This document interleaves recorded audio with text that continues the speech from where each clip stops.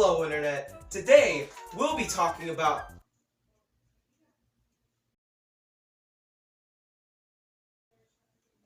I don't know. I don't know what to do! I mean, I already talked about Metroid Dread. What else is there? Not to mention that my view rate has been going down, and Ultra Walking Simulator has been delayed by 16 months, so I'm just in complete panic! Well, good thing I made this heifer when I ran out of ideas, so let's just throw one out here. Is there anything better? Well, thank God! Anyways, what do I think about the OLED model in great detail? Well... oh no. This guy's a former pen pal of mine and he won't stop messaging me about a bias day, so I'm kinda scared to pick up the phone. Hello? So here's the deal, I've been running out of video ideas, my view rate has been going down, and I think I have scoliosis, so just please let me be in the Alright, video. don't get your back in a twist. Maybe if you tell me what you bring to the table, I might let you in my video. Views. You offer a strong bargain, Mr. Wiz. You're in. Oh, well, thank goodness. If it wasn't for that, I'd probably be in a dumpster somewhere in California. So, the Nintendo Switch OLED. Sucks. See you later. Nah, just kidding. It's... fine. I'm going to Lethal Lava Land for saying that. So everyone's reaction to the system was basically, why is it not in 4K? This is a horrible upgrade. Nintendo's the worst company in the world! They kept complaining that the Switch wasn't in 4K and that there wasn't a hardware upgrade and that that's dangerous for Nintendo. Because third-party developers won't be able to port their games to the current hardware, which I can agree with to an extent. Where it really gets frustrating though, is when they start saying that without the third-party games, the Switch will fail.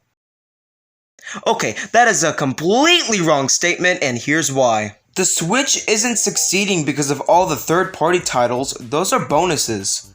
The Switch is succeeding because of all the amazing first-party games that Nintendo develops, such as Super Mario Odyssey, The Legend of Zelda Breath of the Wild, Mario Kart 8 Deluxe, Super Smash Bros. Ultimate, Splatoon 2, and the list just goes on. So suffice to say, no one was happy with this system. But I think that's just because they hyped up rumors from Bloomberg. Everyone wanted this big huge upgrade with 4K and hardware on the par with the PS5 and a brand new console design.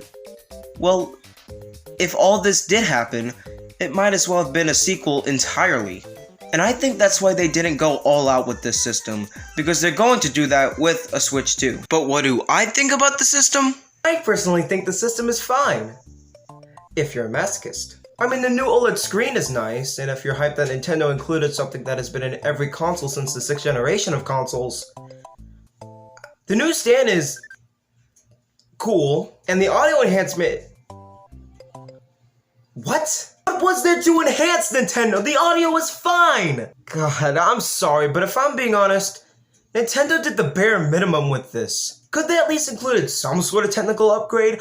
I don't even care that it's not 4K. Hell, I wouldn't care if anything that the Nintendo Switch has wasn't included. All I really wanted was, 1, a significant hardware upgrade, and 2, for Joy-Con drift to be fixed. Because with games like Hyrule Warriors Age of Calamity, which I completely loved playing by the way, have trouble running on the Switch with frame rate hiccups. Let me say that again.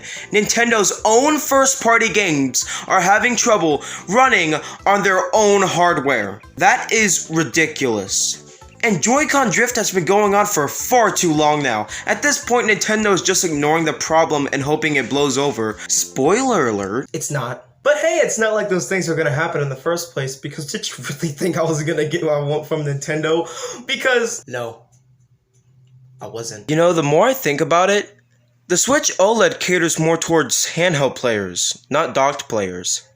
So, why didn't they include all of this on the Switch Lite, and then make the Switch OLED more for docked-only players, and then make the original model the best of both worlds? That would have made so much more sense in the long run. So, overall, the Switch OLED at best is an okay upgrade. I don't care if people get it. In fact, I think that if you don't already have a Switch, this is the model to get. But I'm not gonna get it, simply because my Switch is perfectly fine the way it is. except for Joy-Con drift. But hey, my opinion doesn't matter, because here are Fly Guy's thoughts on the Switch OLED. Yep, call me late to the party because today I'll be talking about the Nintendo Switch OLED model and its features. Now, Nintendo released the trailer for the Switch OLED about a month ago. Now do you see why my name tag says that? Which this video will be me discussing what I think about it and the public's reaction to it. Starting off with the main part about the new model, the screen.